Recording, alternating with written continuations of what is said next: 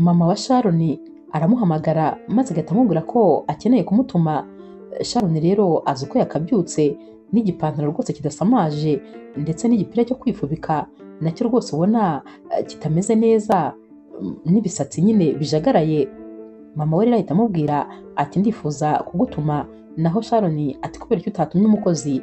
Mama we ati umukozi ntumbizi ko adahari se, hagiye gushira ukwezi kose twikorera akazi. Sharon ati nta kibazo, mpa lisite y'ibyo wagombaga kuntuma. Mama we rero arayimuhereza maze agahita abona Sharon ateye intambwe nk'ebyiri ameze nk'ugiye gusohoka. Naho mama wa Sharon ati oya buretse gatoya, none se uragenda umeze gutyo?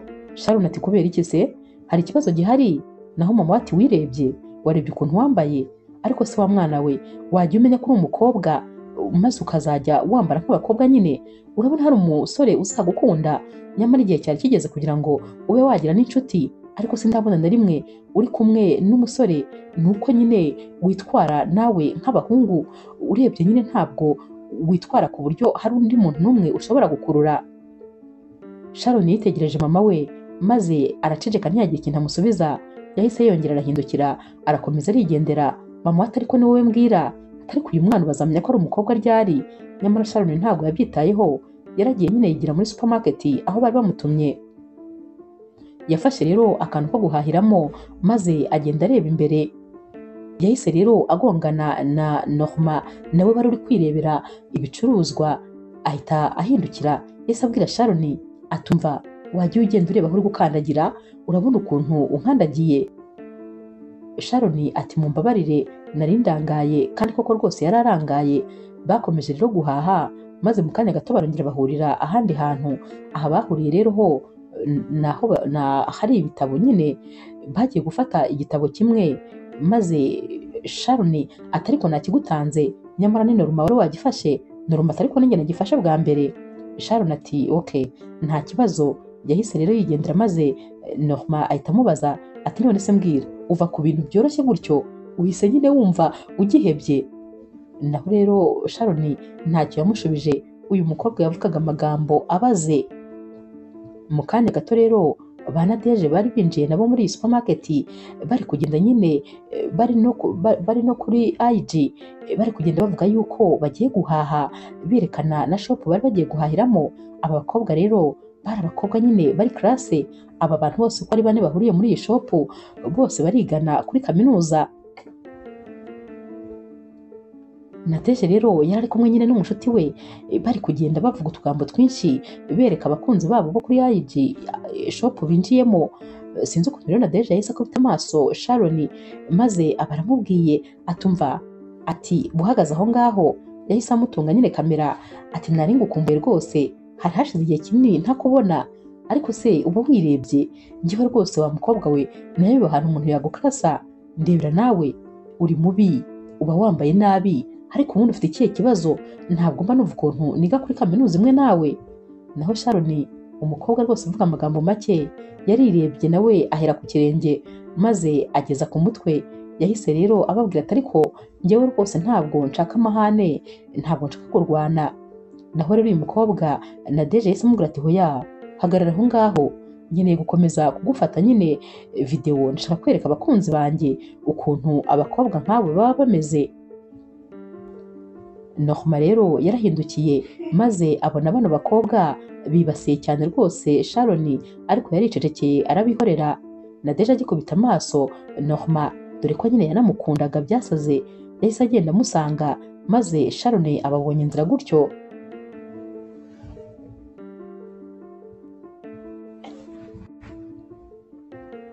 Sharon rero yageze mu rugo iwabo maze ajya mu cyumba cye.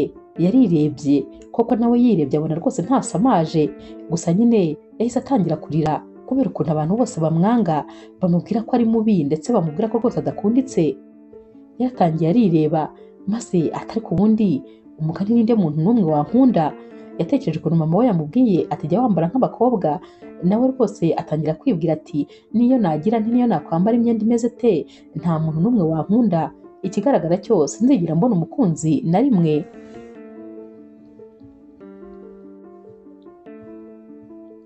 Sharon rero yakomeje kwireba maze akomeza gutekereza icyo yakora kugira ngo nibura abe yaba mwiza, abe yakwambara aberwe. Yari ari gutekereza ati none se nkureho nibura ibiro nka bitatu. Yarirebaga ahari akabona ni munini, nyamara yarananutse birenze ibikenewe, ariko we yarirebaga akabona ahari afite ibiro byinshi, atahari kereka ngiye nko kuri regime nkaba rwose nagabanya ibiro mu buryo bushoboka. Nanone kandi agatekereza ati uzi ko mama wanjye andusha ubwiza, andusha kuba ari sexy kandi ari mukuru, kubera iki rwose ntamwigiraho ngo ni kuko yambara nuko yitwara. Gusa nyine muri kano kanya yari afite imitima ibiri, yari afite umwe uri kumubwira yuko ibyo yakora byose n'ubundi yaguma ari mubi, afite undi uri kumubwira ati ariko nyamara uri mwiza, usa n'umwamikazi, ahubwo nuko ufite ubwenge buke nyine utaba ubibona kuri mwiza ngo wiyiteho. Ariko rwose wa mutima umubwira ko azahora ari mubi niwe yari ari kumvira. Nyamara Sharon yari agakobwa keza cyane gafite taye nziza, ariko nyine katazi kwiyitaho.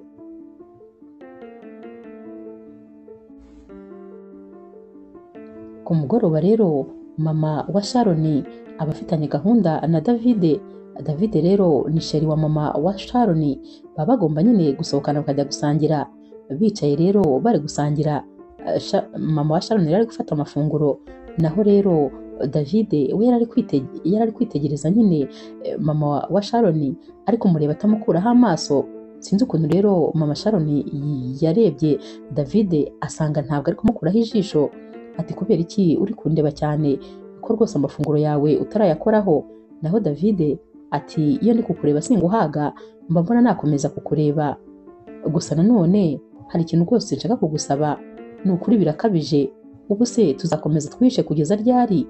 Reba nawe umaze imyaka 3 yose wunamiye umugabo wawe, ni myinshi bihagije ku buryo nawe wakabaye utangira ubuzima bwawe. Ikindi kandi mba nifuza rwose ko twasohokana maze nkagutahana nkakugeza mu rugo, cyangwa se twaba tugiye gusohoka nkaza kugutwara. Mba nifuza kandi kuba nyine nagusezera uko mbyumva, ariko ibyo byose wagira ngo nta burenganzira mbifitiye. Mama wa Sharon ati ndabyumva cyane, ariko nanone mba mbona atari cyo gihe, kubera yuko Sharon rwose ntabwo arajya ku murongo neza kandi ntabwo yabyemera. Naho David ati ndabyumva nyine, ariko Sharon ni umwadolescente, nta gihe na kimwe azigera ajya ku murongo ngo ubone noneho ariteguye. Naho rero mama wa Sharon aterega urumva kuva nyine Sharon yatakaza papa we byahise bimubera bibi cyane. Yari inshuti na papa we cyane rwose. Kuva rero papa we yakwitaba Imana, Sharon ntiyongeye kwishima ukundi. Mbese wahise ubona yabaye umwana wihunza cyane. Sinifuza rero kuba nakongeraho n'ikindi kugira ngo nanone yigunge kurushaho. Ndifuza kumufasha kuba yava muri ako gahinda. David ati ndabyumva cyane rwose, ariko ndagukunda urabizi, kandi nyine ntabwo urukundo rwacu tuzakomeza turutwikiriye.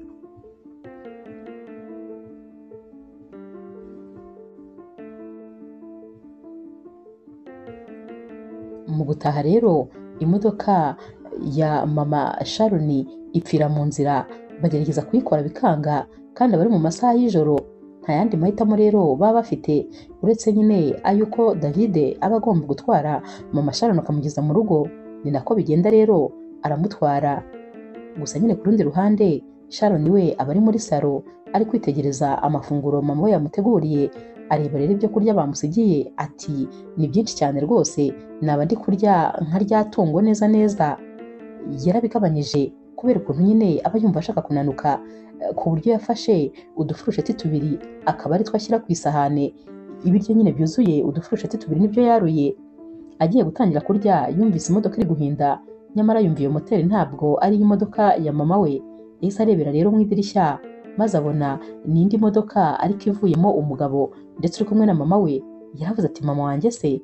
Yakomeje kwitegereza ari mu idirishya. Naho rero mama wa Sharon ndetse na David bo bavuye mu modoka, maze David ahita abwira mama Sharon ati uyu mugoroba wanshimishije cyane rwose, nishimye, gusa byari kuba byiza iyo tuba turi burare n'ahantu hamwe. Mama Sharon rero yaramwenyuye ati nanjye rwose umugoroba wambereye mwiza, nyamara muri kano kanya bari bafatanye mu biganza. Mama Sharon yahise abwira David ati nyine ibyo ntabwo byashoboka, ariko nibura nyine ushobora kunsoma unsezera. David rero nawe ntabwo yatindijemo, yahise amusoma. Icyo batari bazi, Sharon yari kubareba ari mu idirishya, yahise afunga n'umujinya mwinshi ati oya mama, biriya bintu ntabwo yabinkora. Ni gute mama yaba agiye gusimbuza papa undi mugabo kano kanya, uyu munota koko? Yahise agenda yicara muri salo yarakaye, ategereje nyine ko mama we yinjira. Yari afite umujinya mwinshi cyane.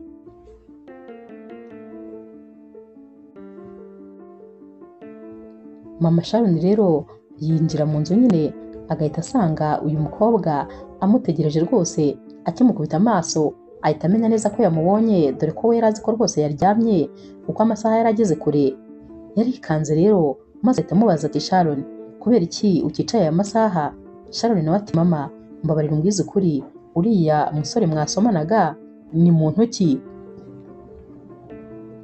Naho rero mama we ati uriya musore, ati mbese watubonye? Yatangiye kuvuga nyine adidimanga. Sharon ati yego nababonye, mbwira ahubwo ni muntu ki? Mama Sharon ati uriya musore rero turakundana, niwe turi gukundana muri kino gihe. Sharon ati oya ntumbwire, ni gute wabasha gusimbuza papa wanjye kano kanya? Ni gute wakundana n'undi musore? Ahubwo se mumaze igihe kingana iki mukundana? Naho rero mama we ati tumaze umwaka. Sharon ati umwaka wose? Nta no kureka ngo papa wanjye aruhukire mu mahoro? Wahise utangira kumuca inyuma? Mama ati ariko ntabwo ndi kumuca inyuma, kubera ko papa wawe nyine ntakiri mu buzima, si uko ntamukundaga, ariko nyine nanjye ubuzima bwanjye bugomba gukomeza kubera ko yaragiye, ariko nanjye ntabwo napfuye, ndacyariho. Sharon rero ntabwo aba abyumva, ahita yivumbura maze akagenda yiruka ajya mu cyumba n'amarira menshi. Mama we asigara ahagaze yumiwe rwose, ntabwo abazi ikintu ashobora gukora kugira ngo uyu mwana abashe gutuza.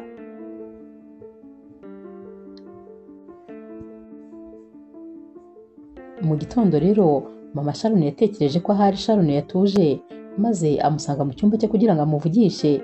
Yaragiye aramubwira ati mukobwa wanjye, ni ukuri mbabarira rwose ku byabaye, gusa uriya musore ni umwana mwiza cyane, umuhaye amahirwe yo kumenyana nawe wamenya impamvu namukunze.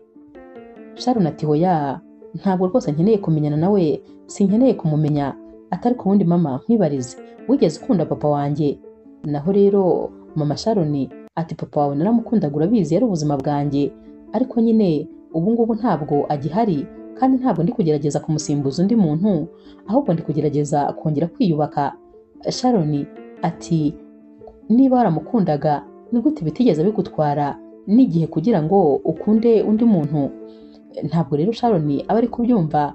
Mama aba ari kugerageza kumusobanurira ati mbabarira rwose, maze uzahure na David, ibindi uzabimbwire nyuma. Sharon rero ntabwo aba ashaka kubyumva, ahaguruka yiruka maze agahita ahita asohoka mu muhanda yiruka cyane rwose, ubona nyine atazi n'aho ari kujya. Kubera rero ukuntu atarebaga Norma, nawe aba yibereye muri siporo ari guturuka ku rundi ruhande, aba bombi baragongana batareba, dore ko Norma aba ari kwiyumvira umuziki arangaye, Sharon nawe yiruka atareba aho ajya. Sharon rero yahise yikubita hasi, maze Norma arongera aramubwira ati ariko wajya ugenda ureba aho uri kujya? Yaramwitegereje abona ni wa mukobwa n'ubundi nyine no muri supermarket bagonganye. Yahise amubaza ati none se umeze neza, nta kibazo ufite? Yamuhereje ibiganza rero kugira ngo amwegure. Yaramweguye, maze Sharon akimara guhagarara yahise yiruka n'ubundi, kandi uyu musore yarashakaga kumuvugisha. Naho rero Norma yahise avuga ati ariko ubundi uyu mukobwa aba muzima cyangwa afite ikibazo? Gusa nyine yahise yikomereza siporo, undi nawe akomeza kwiruka. Ntabwo yari azi aho ari kujya, nuko gusa yarababaye, yumvaga agomba kujya kure yo mu rugo iwabo.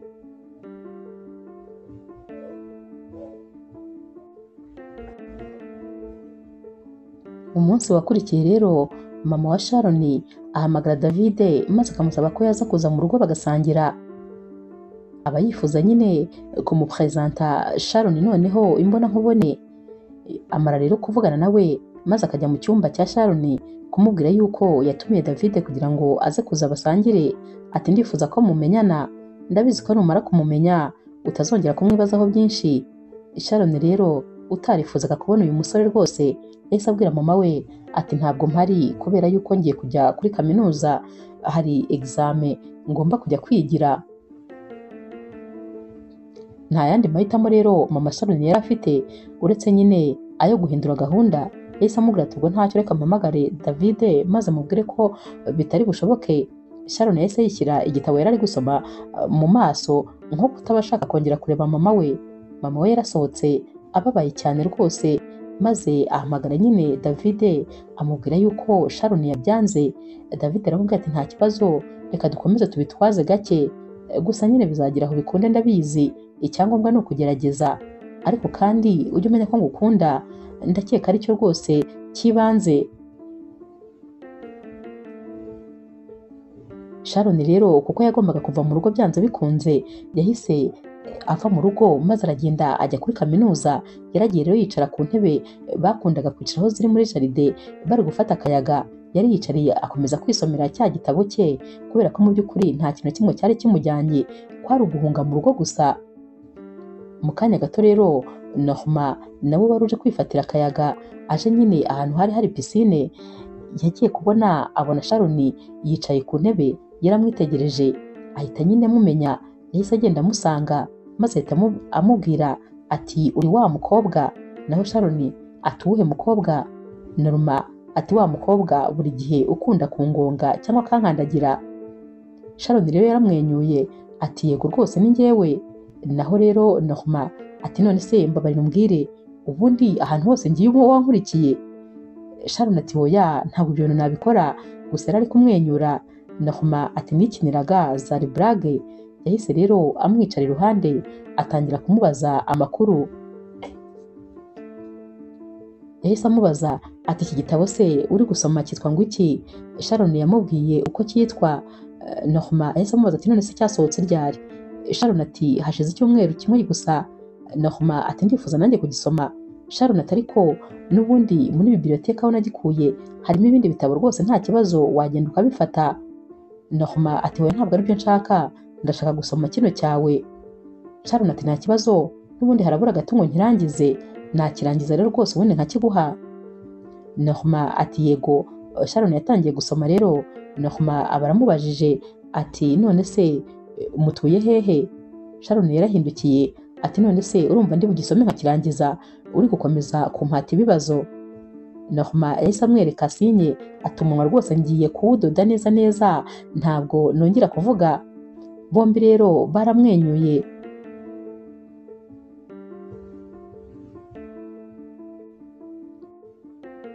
Mu kanya gato cyane rero Sharon yaragishoje maze ahita agihereza Norma. Norma yarakirambuye ahita abona handitsemo izina rya Sharon. Yahise amubwira ati urakoze cyane Sharon. Naho rero Sharon ati izina ryanjye urikuye hehe? Norma yahise amwereka mu gitabo ati nanjye nitwa Norma, kandi nyine nishimiye kumenyana nawe birenzeho. Sharon rero nawe yamubwiye ko nyine yishimiye ko bamenyana. Norma yahise amubwira ati wampa nimero yawe se? Sharon ati kubera iki? Norma ati none se nutampa nimero yawe urumva nzagutarurira igitabo cyawe gute? Sharon yahise yumva ko nyine agomba kumuha nimero byanze bikunze. Yahise amuha nimero ze maze bahita basezeranaho baratandukana.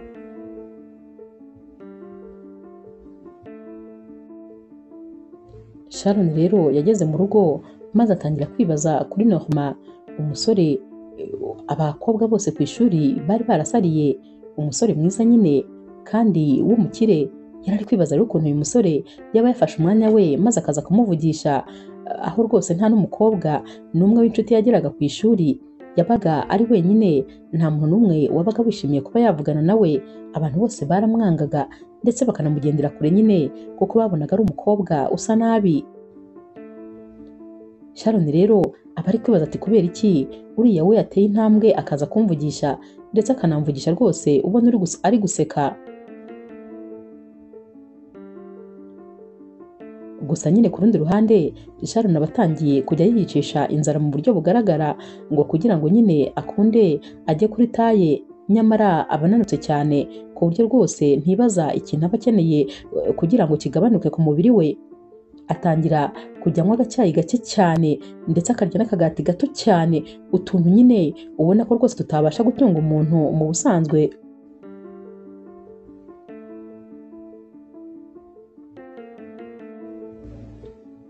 Uyu mukobwa kandi kubera ukuntu aba yariyanze. Icyumba bararamo uba wagira ngo kiraramo amatungo, imyenda ye yose iba inyanyagiye hasi yuzuye mu cyumba, ibikoresho bye byose, ibitabo yasomaga, amakayi ye byose byuzuye hano. Uburiri bwe bwo ntabwo yajyaga busasa habe n'umunsi n'umwe. Imyenda yahoraga yambaye imyenda imwe gusa, sinzi rwose niba yaranayikuragamo akayifura. Ntabwo yajyaga ahindura. Urupantaro rumwe runini cyane n'ibikweto nyine bimeze nk'ibisandara ariko bimeze nabi, ndetse n'igipira cy'imbeho n'akandi gapira karimo imbere, ntabwo yajyaga abihindura. N'uruperike noneho yambaraga ukabona neza neza ameze nk'umukecuru. Gusa nyine n'ibi yahoragamo, ntabwo yabaga ashaka kuba yabihindura, kandi nyamara yari afite imyenda myinshi rwose.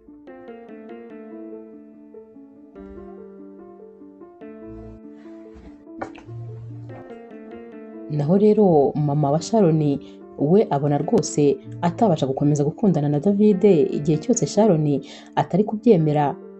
Yahamagaye David rero maze rwose amubwira ko umukobwa we akomeje kwanga umubano wabo, kandi ko ari umubyeyi atakwibabariza umwana, dore ko ari nawe wenyine aba afite. David rero yaramubwiye ati nubwo ni ukuri numva rwose umutima wanjye ubabaye kandi cyane, ariko nanone ndakumva uri umubyeyi kandi nta muntu wabasha kujya hagati y'umwana n'umubyeyi. Ndakumva cyane rwose nubwo bimbabaje, ariko uko byagenda kose nzategereza igihe cya nyacyo Sharon azemerera urukundo rwacu. Icyo ugomba kumenya ni uko ngukunda kandi nzakomeza kugukunda kugeza igihe bizakundira ko twembi dukundana. Agahinda rero kari kenshi hagati ya mama Sharon ndetse na David. Bari batandukanye batabishakaga, bakundanaga rwose cyane, ariko nyine kano kanya nta yandi mahitamo bari bafite uretse ayo gutandukana. Mama Sharon rero yaratashye maze abwira Sharon ko yatandukanye na David, ndetse rwose ko yiteguye gusubiza buri kibazo cyose ashaka kumubaza. Yamubwiye ko kandi atifuza kumubabaza. Gusa nyine Sharon nta jambo na rimwe yamusubije, dore ko uyu mukobwa wabonaga rwose nta magambo yo kuvuga afite, wabonaga ari umukobwa wabihiwe mu buryo bwose bugaragara. Mu masaha y'ijoro rero Sharon agiye kuryama, telefone ye yarasonnye maze aritaba. Yasanze rero ari Norma. Yahise amubwira ati cya gitabo nakirangije, ndifuza rero kukiguha, gusa nanone ndifuza ko twahurira ahantu maze tukicara tukanaganiraho gatoya.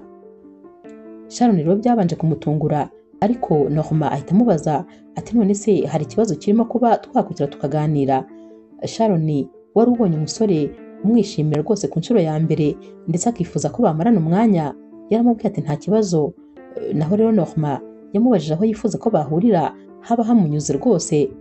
Sharon rero yamurangiye ahantu nyine mu kajaride n'ubundi hafi yo kuri kaminuza ko ariho bazahurira. Bahanye isaha ya saa saba kugira ngo bazahure maze baganire. Ibi bintu byashimishije Sharon ku buryo ku nshuro ye ya mbere yaryamye ari kwisetsa. Yari ari gutekereza uyu musore maze akamwenyura. Ni ubwa mbere yarabonye umuntu umwitaho.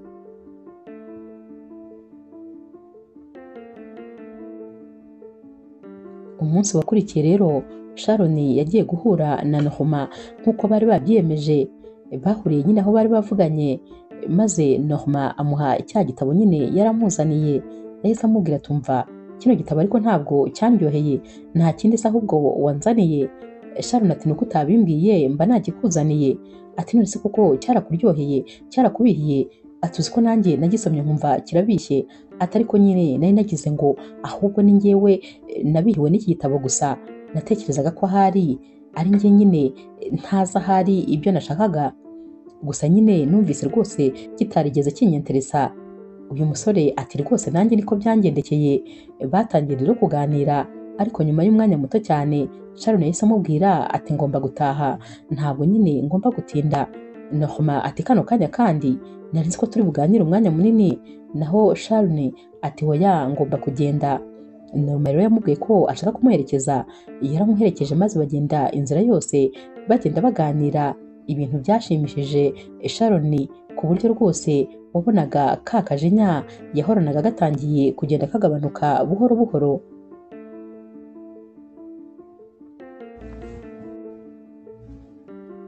Umunsi wakurikiye rero Sharon yarazindutse ajya ku ishuri, yaragiye yicara mu nguni nk'ibisanzwe, dore ko yagendaga akicara wenyine, nta munyeshuri n'umwe wabaga ashaka yuko bicarana. Mu kanya gato rero ba Nadege barinjiye. Nadege yari yashyushye ari kubwira mugenzi we atari kuzi yuko nifuza kuzasaba Norma ko yambera umukope. Urabona byashoboka se? Ndumva rwose nifuza kuzamusaba ko yambera umukunzi. Uyu rero umushuti we yari ari guseka ati none se ntumbwire ko ari nawe uzamuporopoza, ntumbwire ko rwose ari wowe ugiye kumwiteretera. Naho rero Nadege atumva uriya musore ndamukunda kandi ndakeka ko mbimusabye atavuga hoya. Bakiri muri ibi rero Norma yahise yinjira, Nadege yahise ahaguruka maze aragenda amufata ku kuboko, yahise amubwira atumva ndishimye rwose kukubona uyu munsi, se ko nifuza ko turi bwicarane umunsi wose, ndifuza ko rwose uyu munsi twaza kwicarana. Naho rero Norma yaramubwiye ati nta kibazo. Nadege yahise ahagurutsa umukobwa bicaranaga, nyine wa mukobwa w'inshuti ye, maze uyu mukobwa nta handi yagombaga kwicara uretse kujya kwicara iruhande rwa Sharon. Nyamara bakinjira bari bari kuvuga ko Sharon aba ari kubanukiriza ishuri, ari gutuma rwose rizamo umunuko, ari umwanda wibereye hano gusa. Sharon we rero yari ari kureba ukuntu nyine bari guha keya Norma yumiwe.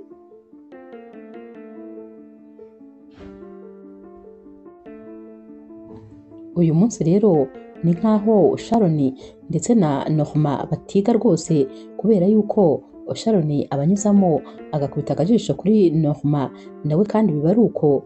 Nyamara Sharon aba yafushye kubera ukuntu aba abona Nadege ari kureba Norma. Mu masaha rero yo kujya nyine muri bureke, Norma arasohoka akaba ahagaze iruhande rw'umuryango. Sharon irasohoka yihuta ajya gushaka nyine aho ari bube yicaye, dore ko n'ubundi yicaraga wenyine ahantu hose. Maze Norma agahita amuhamagara ati umeze neza? Sharon rero arakebuka agahita amureba agaceceka. Naho Norma ati kubera iki se utari kunsubiza? Sharon ati meze neza. Norma yahise amubwira ati ariko ikintu kijya kintangaza, ahantu hose tugiye turahahurira, bishatse kuvuga ko rero wagira ngo njye nawe umwe yakorewe undi. Aba ari no kubivuga kandi anaseka nyine. Naho rero Sharon abisubiramo ati uravuze ngo umwe yaremewe undi? Ati hoya rwose ibyo ntabwo byashoboka. Bakomeza rero kuba bari kuganira akanya, dore ko nyine baba banaganira. Norma ari guseka ahita amubwira ati noneho reka nyine turaza kongera kubonana mu masaha yigiye imbere. Nadege rero na wa mugenzi we baba basohotse mu ishuri, maze bakabona aba bombi bari kuganira banaseka. Nadege umujinya uramwica, maze yabona Norma amaze kugenda agahita aza akegera Sharon ahita amubwira ati wavuganaga iki na Norma? Naho Sharon ati niwe wari uri kumvugisha. Nadege atumva rero nkugira inama, ndakubwiza ukuri ninongera kukubona uri kuvugana na Norma uzambona, nzagukosora rwose, nzatuma wicuza kuba mwaramenyanye. Naho rero uyu mushuti wa Nadege aterega ntukeke ko akuvugisha kubera gukunze, akuvugisha kubera nyine impuhwe akugiriye, uteye impuhwe rwose, ariko rero uri umwanda. Sinibaza impamvu umusore nk'uriya yegera umwanda nkawe.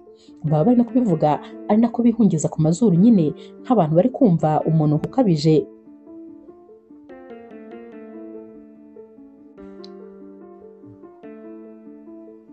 Uyu munsi rero mu masaha y'ijoro Norma ahamagara Sharon, maze Sharon yabona ari we agahita amwitaba amubwira ati umujura w'ibitabo noneho se kuri kumpamagara?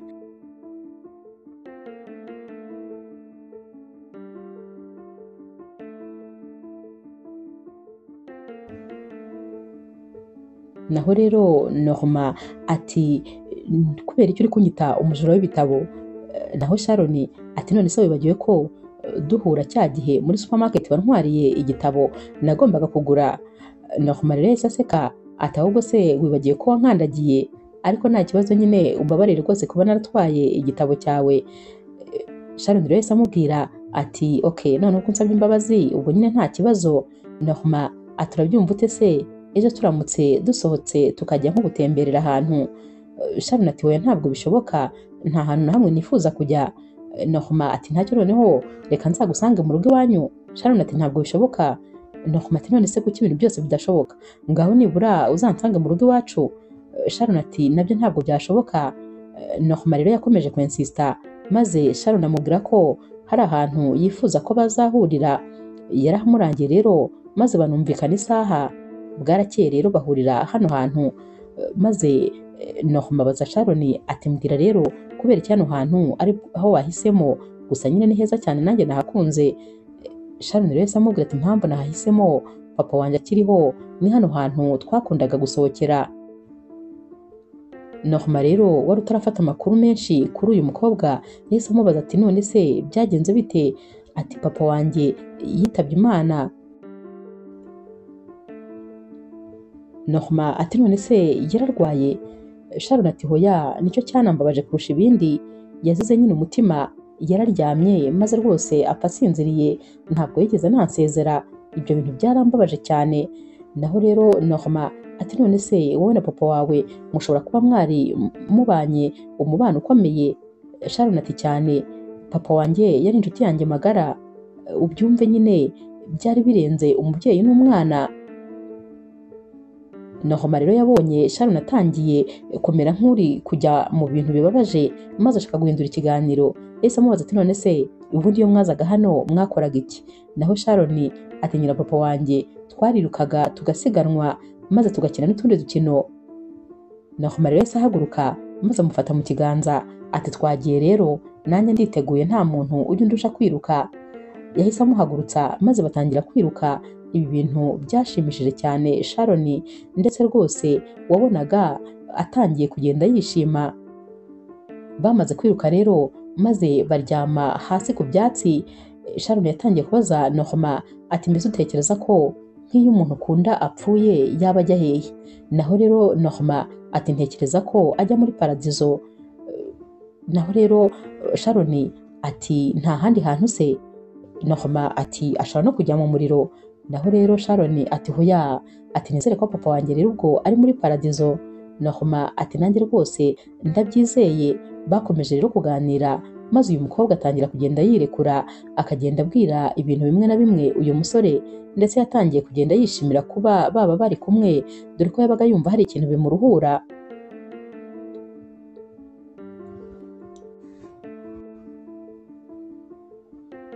Hashize akanya rero maze Norma ahita abwira nyine Sharon ati hari ikintu ahubwo nari ntibagiwe, hari akantu nakuzaniye.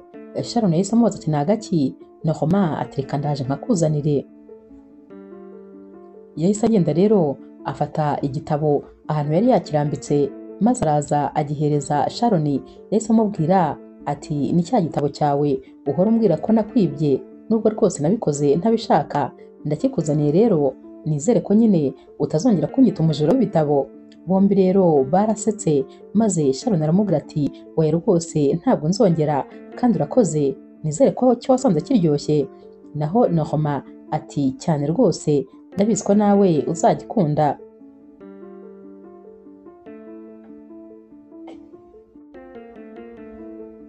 Bari gutaha rero Norma aherekeje Sharon bafatanye mu biganza. Norma agenda amubwira ati ariko rwose ubanza uvuga amagambo make cyane. Sharon ati mvuga iyo biri ngombwa, iyo bitari ngombwa nyine ndaceceka. Norma ati uratandukanye, uri umukobwa utandukanye n'abandi bose, gusa nyine ufite imico myiza cyane kandi nawe uri mwiza. Naho rero Sharon yumvise amubwiye ngo ni mwiza, ahita amubwira ati hoya rwose ntabwo ndi mwiza, hoho waba umbeshye, dore ko nyine uyu mukobwa yajyaga yireba maze akabona nta bwiza na buke afite. Nyamara rero icyo batamenye ni uko wa mushuti wa Nadege yari ari kubareba bagenda bafatanye. Yaragiye rero izi nkuru azikoza Nadege, maze Nadege ahita arakara cyane. Bwarakeye mu gitondo bajya gutega Sharon avuye nyine mu rugo aje ku ishuri. Bamutegeye nyine imbere y'ishuri, ariko ahantu hari akantu kameze nk'agakorodori. Batangiye rero kumubaza batari kubundi n'iki cyakumaze ubwoba ko twakwiyamye kuri Norma, kubera iki ugikomeza kumuvugisha? Nawe atari ko niwe rwose uba wansabye ko duhura. Batangiye rero kumusukaho uducupa tw'amata bari bafite, baramutosa, bamubwira ko kandi ubutaha noneho bazamukubita bakamukuramo ayo maso n'ubundi asanzwe atareba, dore ko nyine uyu mukobwa yambaraga rinete z'amaso. Sharon rero yumvise asebye rwose kubera ukuntu bari bamuhindanyije, yagiye rero ajya kwinjira mu ishuri maze abahuye na Norma yaje n'ubwuzu bwinshi aje kumuhobera, dore ko nyine bari basigaye rwose bameze nk'aho bari inshuti. Sharon yahise amubwira ati ntunkoreho, naho rero Norma ati wabaye iki, kuko yari amaze kubona ko atose ndetse yisutseho ibintu. Sharon ati byose se atari sheri wawe ubinkoze? Norma rero yahise amenya uwo ari we, kuko Nadege niwe rwose wamugendagaho, wabonaga ko amwikundishaho. Yahise yinjira mu ishuri yarakaye, yahise abwira rero Nadege ati mbwira wamugize ute? Naho Nadege ati ndese, undi ati ibintu wakoze rwose ntabwo ari byiza, sinabikunze habe na gatoya. Nadege turavuga ndetse aturavuga ka gakobwa katabona yampumyi. Naho rero Norma ati niba ubashije guhita umenya uwo ndi kuvuga, ni uko hari icyo wakoze byanze bikunze. Ntabwo nabikunze kandi rwose ndakwiyamye. Yabimubwiye rero imbere y'ishuri ryose, ibintu byashebeje Nadege cyane ndetse rwose bikanamurakaza. Yahise avuga ati ariko kubera iki Norma aba ari kuburanira kariya gakobwa?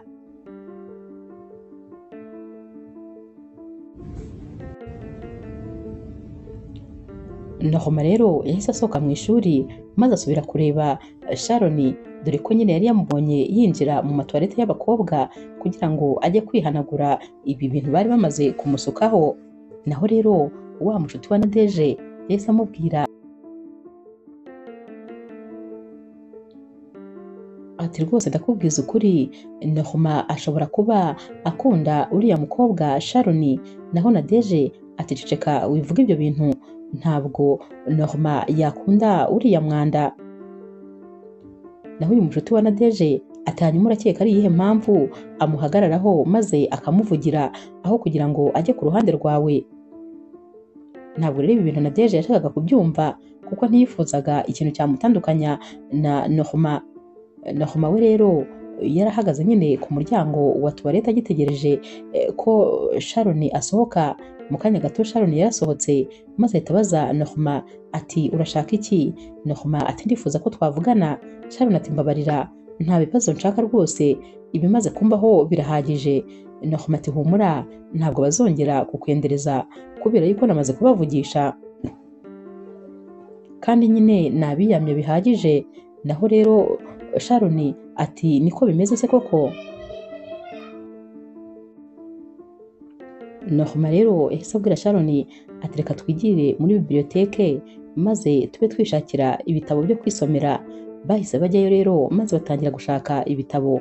Mu kanya gato Norma yafashe igitabo maze ahita avuga mu ijwi rirerire ati ndagukunda cyane. Naho rero Sharon yahise ahindukira ati hoya se kandi. Naho rero Norma yahise amwereka nyine ko aribyo byanditse kuri kino gitabo. Sharon yumvise bimubabaje ko nyine yari yibeshye, yaratekereje ko ariwe babibwiye, ariko muri ako kanya Norma yahise amubwira ati ariko yego ni nabyo, ndagukunda cyane rwose. Sharon ati oya ntabwo byashoboka, none se wankundira iki? Naho Norma ati nagukundira ko uri mwiza, nagukundira ko wigirira icyizere, nagukundira kandi ko uri umunyabwenge, nanagukundira ko utandukanye n'abandi bose. Naho Sharon ati hoya rwose ibyo byose uvuze si byo, ntabwo ndi mwiza, iby'icyizere nabyo urabizi ko rwose ari ntacyo, ntabwo rero numva rwose ikintu wankundira. Norma atari ibyo bintu byose ninde wabikubwiye?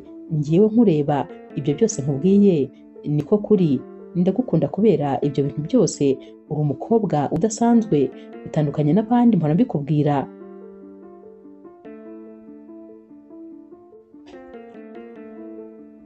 Uyu munsi rero Sharon yatashye yishimye cyane, yumvaga amaguru atari gukora hasi. Amagambo yamugarukiraga nuko hari umuntu uyu munsi wamubwiye ko ari mwiza, atandukanye n'abandi, ndetse rwose ko nyine amukunda. Aya magambo yakomeje amugarukira mu matwi ye. Yaratashye rero akigera mu rugo, ikintu cya mbere yakoze ni ugutunganya icyumba cye. Yahise ayora bya byenda byose byari binyanyagiye hasi, maze atangira kubizinga abyegeranya abishyira ku ruhande rumwe. Yafashe uburiri bwe arabusasa neza cyane, arabutunganya, mbese icyumba cye yaragitunganyije ubona kibaye gishyashya. Kano kanya wagira ngo yaratangiye noneho kwigirira icyizere, kubera ko hari umuntu wari wamubwiye ko amubona bitandukanye n'uko abandi bamubona.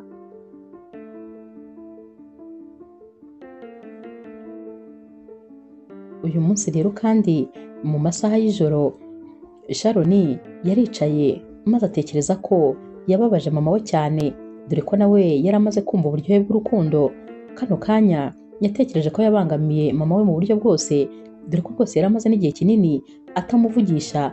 Yari yaramurakariye guhera wa munsi amubona ari kumwe na David, ntabwo yongeye kumuvugisha ukundi.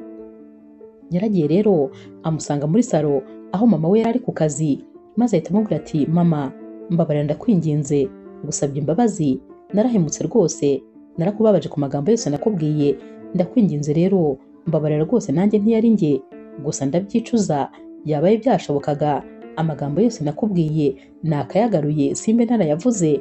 Mama we rero wari wishimiye nibura ko umwana we yongeye kuza amwegera, yahise arambika hasi mashine yihuta, maze ahita amufata mu biganza. Yaramubwiye ati mwana wanjye humura, ndakumva cyane, ndabizi ko wakundaga papa wawe cyane rwose, ndanabizi ko kandi umukumbuye. Naho rero Sharon yahise atangira kurira ati ndamukumbuye cyane rwose mama. Mama we ati nanjye nuko mwana wanjye, ndamukumbuye, papa wawe yadusigiye icyuho. Yaramuhobereye rero, maze Sharon yongera kumusaba imbabazi, ndetse mama we amubwira ko rwose amubabariye.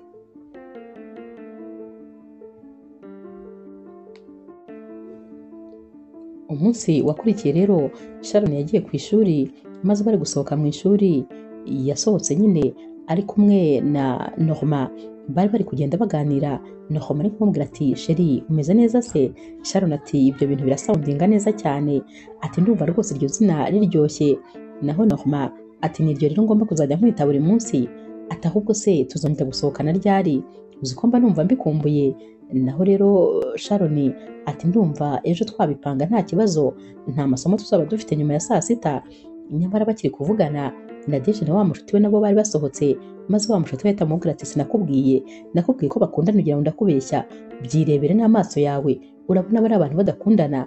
Nadege rero yabonye rwose ishyamba rimuhiriyeho neza neza, bari kugenda barushaho kugenda begerana, maze ahita aza yihuta, ahita yigwisha hagati yabo. Yarigwishije yigira nk'umuntu uvunitse. Naho Norma, umusore w'umwana mwiza cyane, yahise afata uyu mukobwa, maze nyine aramubaza ati ntacyo ubaye?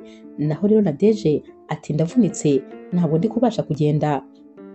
Norma rero yahise amubwira ati reka ngufashe. Ibyo yari afite yabihereje Sharon, maze afata ukuboko k'uyu mukobwa akwishyira ku rutugu kugira ngo nyine amufashe kugenda amusubize mu ishuri.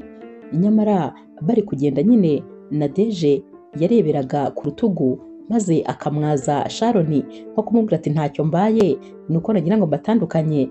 Sharon niwe wenyine wari wabonye iri banga. Baragiye rero bicara mu ishuri, maze Nadege asaba Norma ko yamumasa ikirenge, akomeza kwitatsa rwose ngo yavunitse, ngo arumva atameze neza.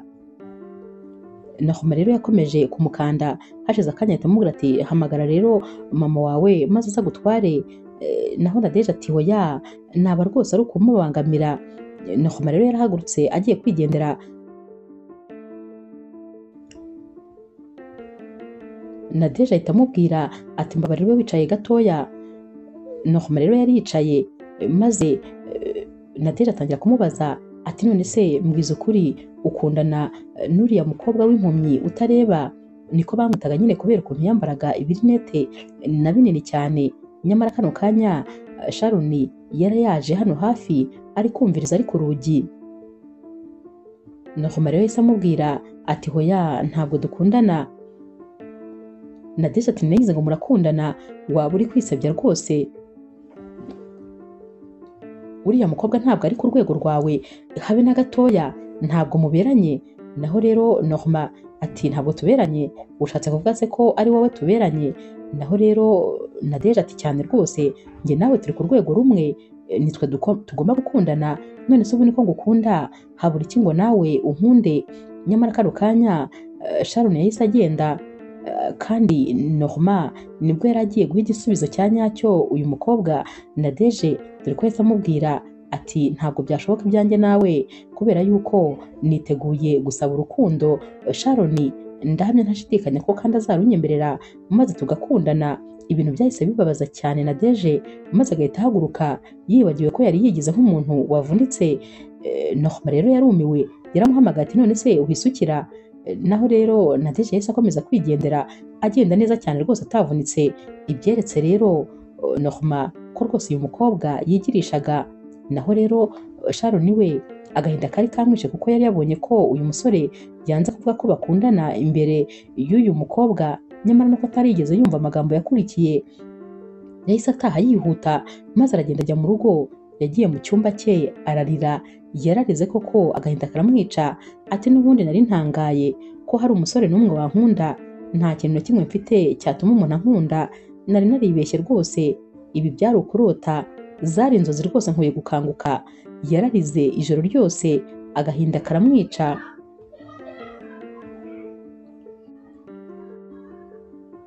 Norma rero yagerageje guhamagara Sharon ariko yanga kumwitaba, yamwohereje amamesaje menshi ariko ntiyagira n'imwe asubiza, ahubwo nyine Sharon ubwihebe bwari bwose yatangiye noneho gukoresha imiti kugira ngo akunde ananuke cyane, dore ko yatekerezaga ko ashobora kuba abyibushye ndetse rwose aricyo kiri kumugira mubi.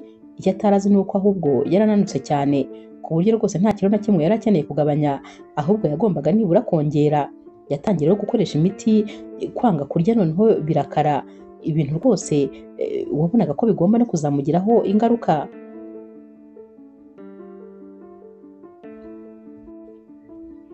Iyi miti rero kandi yakoreshaga yari imiti yatumaga buri kintu cyose yashyize mu nda akigarura, nta kintu na kimwe cyagombaga kumuguma mu nda. Ibintu rwose byatangiye kumutera umwuma kubera yuko n'utuzi twose yanyweye yatugaruraga. Naho rero Norma we rwose yari yarabuze uyu mukobwa neza, kuri telefone atamubona, ahashize n'iminsi atagaruka ku ishuri. Yatangiye rero nawe kwiheba, akamwandikira mesaje akabona ntasubiza.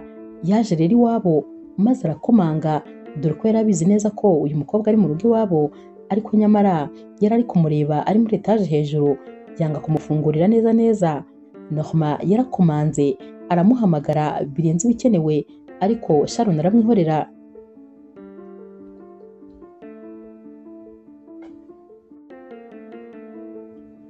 Norma rero nawe yaragiye arigunga, maze gufata amafunguro biramunanira neza. Yari ari kwibaza ati ariko se uriya mukobwa ko mukunda kuki agerageza kumbabaza, none se namukoreye iki ku buryo cyaba ari igihano ari kumpa? Nta mahoro rero yari afite, dore ko nyine ataranazi yuko Sharon yabumvise we na Nadege cya gihe bari kuganira. Nta gitekerezo rwose yari afite, yibazaga ahubwo ikintu cyatumye Sharon ari kumugendera kure maze kikamuyobera.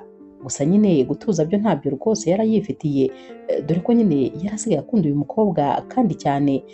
Kwihangana rero kutamubona ntabwo rwose byari biri kumushobokera, nubwo ku rundi ruhande Sharon nawe atari yorohewe, yari abangamiwe rwose, ndetse ibibazo byari byinshi. Yari ameze nk'uri kwiyahura kugira ngo arebe ko noneho yaba mwiza kurusha, nyamara ahubwo nibwo yari ari kwiyangiza.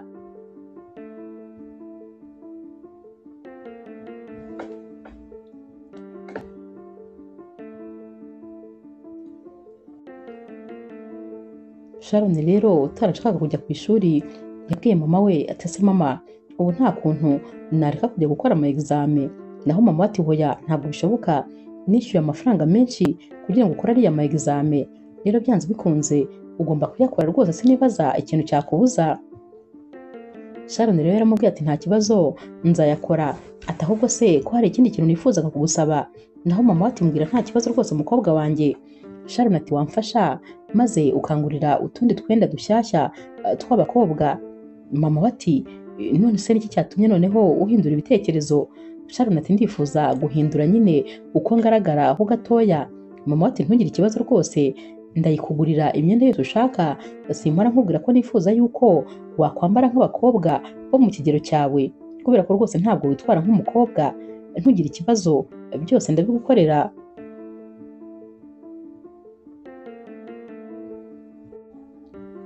Sharon rero noneho atangira gutekereza ko nta mwanya wo guta afite, ahubwo nyine agatangira kugana imbuga nkoranyambaga ashaka nyine ukuntu abakobwa bimakiya, ibyo bakoresha, ukuntu bambara, ukuntu batambuka, mbese ukuntu umukobwa nyine agomba kwitwara. Ni ibi byonyine aba noneho asigaye ari kwirebera, aba yifuza nawe kuba hari icyo yahindura uko agaragara, dore ko abatekereza ko mama we yabimubwiye, ndetse rwose n'abandi bana bakunda kumubwira yuko agaragara nabi.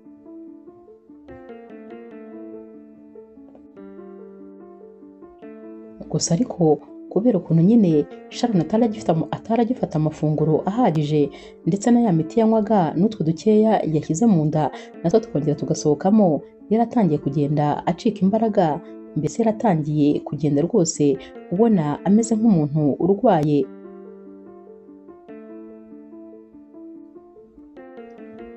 Mama wa Sharon rero yaragiye amugurira imyenda, amugurira amaplante mashyashya, mbese amugurira buri kimwe cyose, amugurira udukweto twiza, byose arabimuzanira.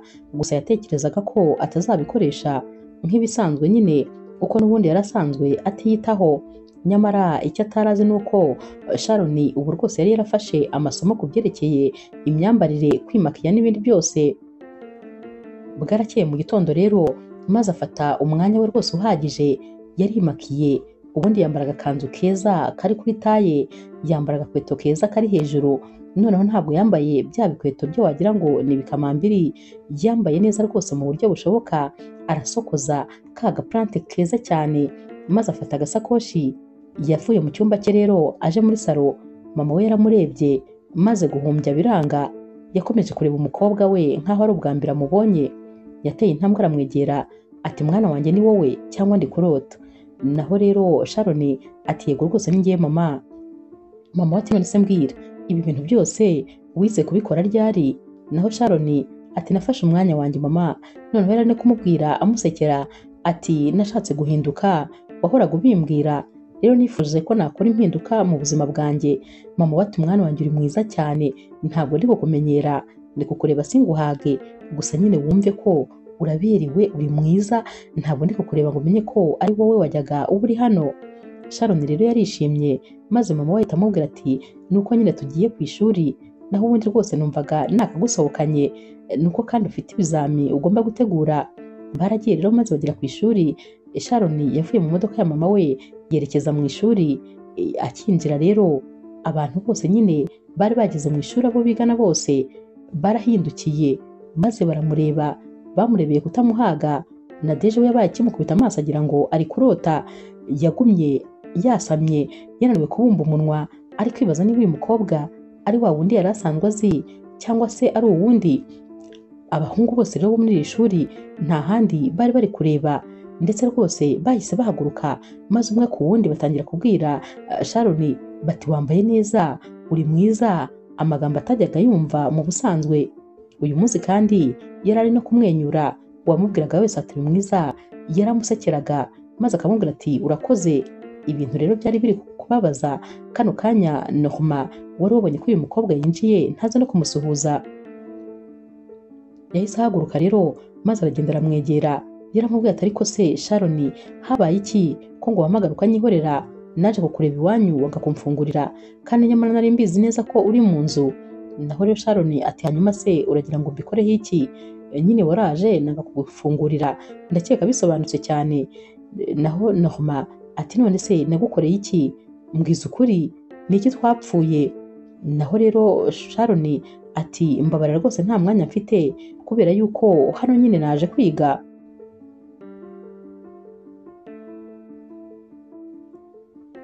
Naho rero wa mushuti wa Nadeje yari ari kumuseka ati noneho rwose mva ko wigenje, ntaho muhuriye, arakurusha ubwiza, reba noneho ukuntu yaberewe, yambaye neza, uriya mukobwa ntabwo nari nzi ko afite ubwiza bungana kuriya. Nadeje wari warakaye yamufashe ku munwa, ntiyashakaga ko akomeza kumuvugisha, atari kumundi nkubaze wowe uri ku ruhe ruhande, ni gute utari kunshyigikira ukaba uri gushyigikira uriya mukobwa? Naho uyu mushuti wa Nadeje ati mbabarira, jya ureka tuvuge ibintu uko tubireba, uriya mukobwa ni mwiza cyane, reba naho ukuntu abasore bose bo muri ino shuri bamwitayeho, wowe se hari igihe na kimwe biriya bintu birakubaho? N'uwitwa ngo akwitaho gakeya ni wowe uri kumwiteretera, noneho Nadege umujinya waramwishe, yumvaga atazi ikintu cyo gukora, yarebaga uyu mukobwa akabona ahari nk'imyenda yambaye yagenda akayicagagura, yumvaga yafushye, yumvaga afite jalousie idasanzwe. Nyamara bose yarabihoreye maze arakomeza ariyicarira ariyigira.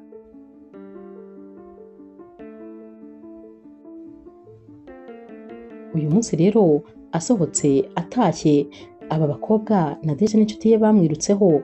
Nadege noneho yari yarakaye, yumvaga yifuza kumukubita, yaje yiruka ahita abangura urushyi agiye kumukubita, ati nakubujije kugenda ku musore nkunda ariko ndabona ukimwirukaho. Naho rero Sharon urushyi yahise arufatira hejuru, ahubwo ahita amukubita urushyi rwiza. Uyu mukobwa ahita ataraka agwa ku gikuta, wa mugenzi we nawe wari uje aje kumukubita nawe yahise amukubita umugeri, nawe abaguye ku kindi gikuta. Aba bombi bitegereje uyu mukobwa babona noneho neza yabaye jetiri.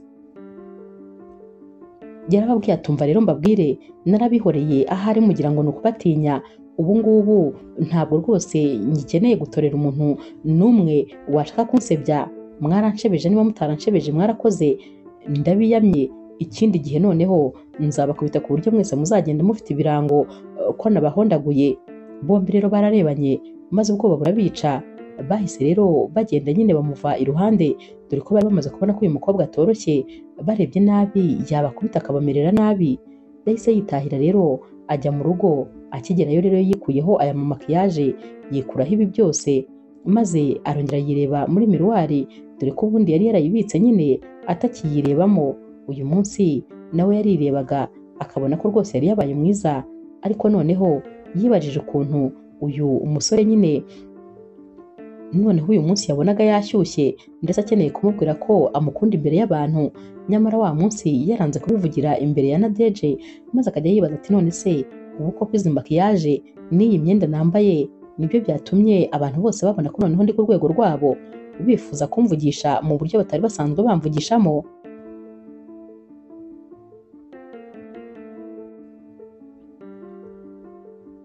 Sharon rero yatangiye kwiyitaho ku buryo yatangiye noneho no kuzajya ararana imyenda y'abakobwa, robe de nuit, ibintu ubundi atajyaga yikoza, dore ko yabaga yambaye ibipantaro rwose bidasobanutse. Yatangiye kuba mwiza mu buryo butangaje, atangira rwose kuzajya noneho anigerera icyizere ko yatambukaga abantu bose bagakebuka. Umunsi umwe rero Norma wabonaga rwose uyu mukobwa akomeza kumugendera kure, yamutangiriye noneho ku muryango winjira ujya mu ishuri. Mu kanya gato rero Sharon yaraje, maze Norma ahita amufata ukuboko, yaramubwiye ati ngiye nkeneye kunsobanurira, ukambwira byose, ukambwira impamvu uri kungendera kure. Sharon yahise amubwira ati none se noneho usigaye ubona ndi mwiza kugeza ku rwego rwawe? Norma ati hari igihe se utabaye mwiza ku rwego rwanjye, hari igihe ntigeze nkubwira ko uri mwiza? Sharon ati narakumvise uri kuvugana na Nadege, mwemeza ko rwose njye nawe tutaberanye, ahubwo wowe uberanye na Nadege, ndetse rwose ko ntari mwiza nagusebya? Norma ati hoya rwose ibyo bintu ntabwo byigeze biba. Sharon ati narakwiyumviye, narakumvise ikiganiro cyanyu cya gihe mwinjiraga mu ishuri. Norma rero ahita yibuka nyine ikiganiro cyose uko cyagenze, maze agahita abwira Sharon ati ntabwo ariko byagenze rwose, dore yuko nanabwiye Nadege kuri ya munsi nagombaga kugusaba ko waba umukunzi wanjye noneho ku mugaragaro.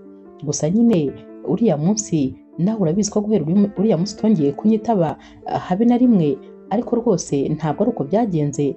Ntabwo Nadege mukunda, nta nubwo namukunda. Yego nyine ni umukobwa w'umukire, ni n'umukobwa rwose uzwi hano ku kigo, ariko njye si uko. Nahisemo wowe kuko guhera ku munsi wa mbere nakubonye naragukunze.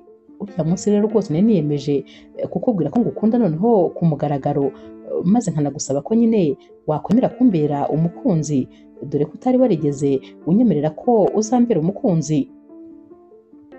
Kano kanya rero Sharon yumva rwose yaragizemo akantu kameze nko kwibeshya, maze agahita amubwira ati none se ibyo uri kuvuga ni ukuri cyangwa nyine ni uko turi twenyine? Naho rero Norma ati hoya rwose ni ukuri ndagukunda kandi ndi proud yawe, ahantu aho ariho hose nta n'umwe ntakwemerera ko ngukunda. Sharon rero yaratunguwe, maze ahita amubwira ati ntabwo rwose nigeze menya ko ari uko byagenze, gusa rwose umbabarire, ahari ubanza narahubutse, nshobora kuba narafashe umwanzuro ntabanje kubimenya neza uko byagenze, navuye nyine aho nari ndi kumvira ntumvise ibyakurikiye.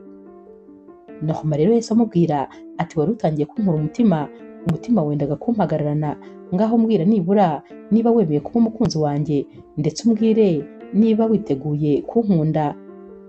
Sharon rero yahise amwenyura ati cyane rwose nditeguye kugukunda kandi nkwemereye kuba umukunzi wawe guhera kano kanya, gusa nyine kondisiyo ni imwe, ni uko utazongera guhakana yuko dukundana njye nawe, ndetse ko uzajya ubibwira buri muntu wese.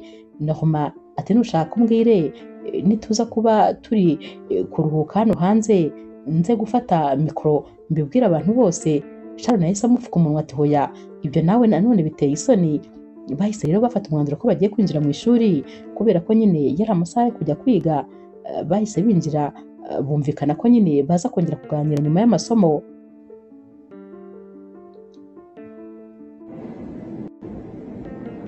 Bicaye mu ishuri rero, ijisho rya Norma nta handi ryari riri, yari ari kujya ahindukira akareba nyine Sharon wari umwicaye inyuma. Mu kanya gato yagiye kumva yumva ikintu kiraguye, maze arebye asanga ni Sharon. Bahise bagenda rero baramuhungiza byihuse, maze bahita bamutwara kwa muganga. Bamujije kwa muganga rero bahamagara mama we, maze ahita aza yihuta. Yasanze rero ari David ugiye kumwitaho, wa musore nyine bakundanaga. David rero yabwiye mama wa Sharon ko uyu mukobwa nyine yaratangiye kugira umwuma, ndetse rwose imbaraga zari zimeze nkaho zamushize mu mubiri kubera imiti yafataga, ndetse rwose yaniyicishaga inzara. Mama we ntabwo yabyumvaga, ati ntabwo bishoboka, umwana wanjye namutekeraga nkamutegurira. Icyo atigeze amenya rero ni uko iyo yateguriraga uyu mukobwa ibyo kurya yabigabanyagamo nk'inshuro enye, maze akarya 1/4 cyabyo. Mama we rero byaramubabaje cyane, ati none se uko muga niki kintu cyatumye umwana wanjye yiyahuza inzara? Naho rero muganga ati ndakeka ari ukwiburira icyizere, maze rwose agatangira kumva ashaka kwinanura bikabije.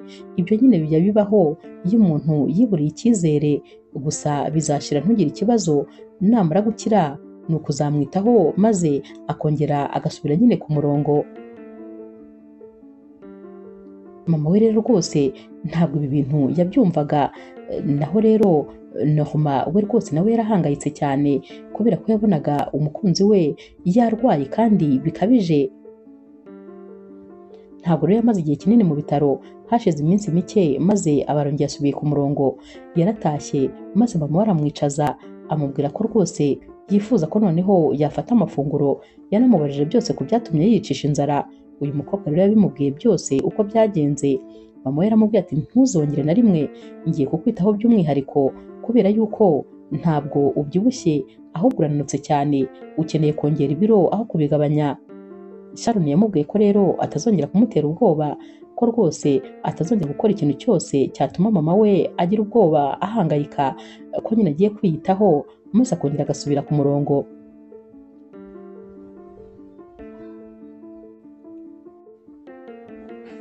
Hashira iminsi rero Sharon amaze kumera neza, maze akabwira mama we ati mama, hari ikintu nifuza kugusaba. Ndifuza ko noneho wakongera ukoroganiza ya dine wavugaga cya gihe. Uragira ngo se simbizi ko nyine wa musore mwakundanaga ari David, wa muganga wamvuye, ni umwana mwiza cyane, nanjye rwose narabibonye. Hanyuma rero ndifuza ko nyine wakongera ukamutumira maze akazaza tugasangira. Naho rero mama wa Sharon yaramubwiye ati none se mwana wanjye wabitekerejeho neza? Nta kibazo. Sharon ati nta kibazo habe na gito, ahubwo nyine hari ikindi kintu nanone nshaka kukubwira. Mama ati mbwira nyine nta kibazo. Ati nyine nanjye mfite umusheri, ndifuza ko rero twasangira turi bane. Mama we amureba ikijisho ati ufite umusheri? Ntabwo niyibuka ngo uburenganzira bwo kugira umuntu mukundana. Sharon ati mama umbabarire, ni ukuri ndakwinginze mbabarira ubyemere, kubera ko uwo musore ndamukunda cyane kandi ni umwana mwiza, nawe numubona uzamwishimira ndabizi. Mbabarira rwose mama, ntumpakanire. Naho mama we rero yahise amubwira ati nta kibazo rwose, uzamuzane maze murebe, ubundi nyine tunasangire. Ndaza guhamagara rero ubwo David nawe kandi uzi guhamagara uwo musore ubundi nyine tuzasangire murebe. Sharon rero yarishimye cyane maze ahita ahamagara Norma. Yahise amubwira ko rero mama we nyine yiteguye kumwakira ndetse rwose yifuza ko bazasangira. Ibintu byashimishije uyu musore cyane kubera ko yifuzaga nyine kumenyana na buri muntu wese w'ingirakamaro kuri Sharon, kubera ko yari amufiteho gahunda ndende.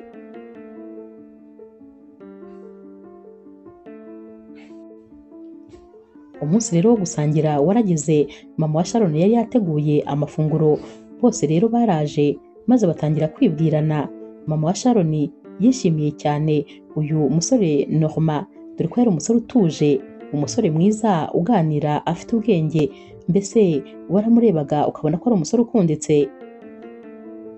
Naho rero David nawe yari yishimye cyane ko nyine Sharon yemeye kumwakira, ndetse Sharon yaramubwiye ati ni karibu iwacu, uzajya uza igihe cyose wumva ubishakiye, nta kibazo rwose mwakundana na mama wanjye kandi ntabwo nzongera kubinjirira mu buzima. Barishimye rero. David yakundaga mama wa Sharon cyane ndetse yari yariyemeje kumutegereza kugeza igihe icyo ari cyo cyose bizashobokera ko bakongera kujya mu rukundo.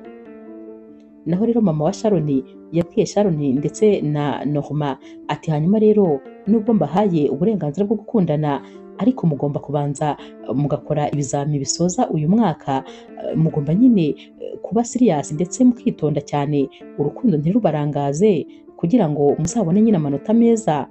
Barabimwemereye rero, dore ko nyine nabo bari abana bakunda kwiga kandi nyine bashimishwa no kuba batsinda cyane birenze. Norma rero yabwiye mama wa Sharon ati gusa nyine ntuzahangayike, umukobwa wawe ndamukunda cyane kandi ngomba kumwitaho ndetse ngomba gukora ibishoboka byose kugira ngo amere neza. Icyakenerwa cyose kugira ngo yiyumve neza nzagikora, kandi rwose aho azaba ari hose nanjye nzaba mpari, ntuzahangayike, ntabwo tuzakora ibidakwiye. Mama rero wa Sharon yarishimye cyane ndetse rwose amenya ko umukobwa we ari mu biganza byiza uyu munsi.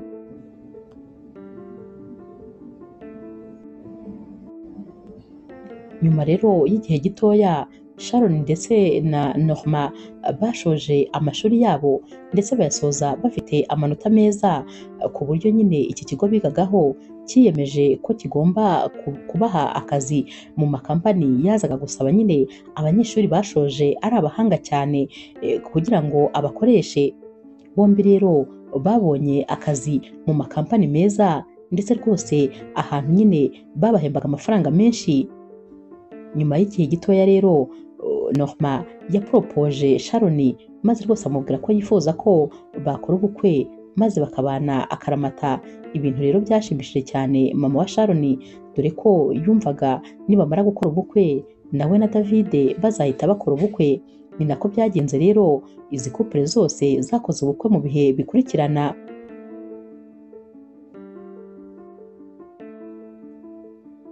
Nyuma rero y'ubukwe bwabo bombi, David yabwiye mama wa Sharon ko niba hari ikintu kigeze kimubaho mu buzima cyiza ari ukuba yarahuye nawe, ari no kuba barabanye, dore ko rwose ari byo bihe by'ibyishimo yigeze agira.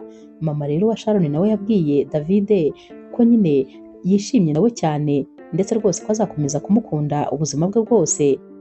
Ku rundi ruhande ariko Sharon we rwose yabwiye nyine Norma ukuntu kera yari azi ko nta musore n'umwe ushobora kumukunda, maze Norma ati waribeshyaga cyane, wari umukobwa mwiza cyane, uzi ko wasaga n'igikomangomakazi, ndakubwiza ukuri sinzi impamvu ahubwo wahoraga rwose utekereza ko utari mwiza, njye narebaga ubwiza bwawe nkabona rwose ntabasha kugukuraho amaso. Naho rero Sharon ati ntabwo mba mbyumva ibyo bintu, narirebaga muri miruwari ngatekereza ko nta muntu n'umwe uzigera ashaka kunyegera ngo ambwire ko nkunda, gusa byarantunguye umunsi uza mu buzima bwanjye maze ukanambwira ko ndi mwiza.